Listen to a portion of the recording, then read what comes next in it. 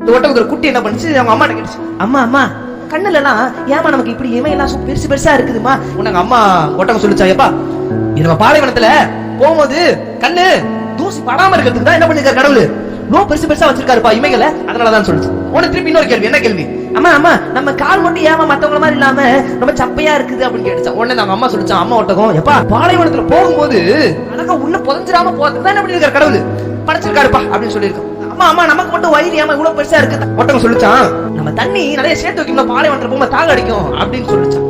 உடனே இந்த குட்டி கேட்டுச்சான், அடுத்த ஒரு கேள்வி கவனமா கவனிங்க, அம்மா அம்மா இவ்வளவு சொல்றோமே பாலைவனத்துல போனா அது இதுக்கு கடவுள் படைச்சிருக்கான்னு சொன்னீங்களே, அப்புறம் ஏமா ஜூல இருக்கிறோம்? இவ்வளவு கடவுள் படைச்சு பாலைவனத்துல இருக்க வேண்டிய நம்ம எங்க இருக்கிறோம்? இப்ப ஜூல இருக்கிறோம். கொஞ்சம் யோசிச்சு பாருங்க, நம்ம வாழ்க்கை இன்னைக்கு அதே மாதிரிதான்.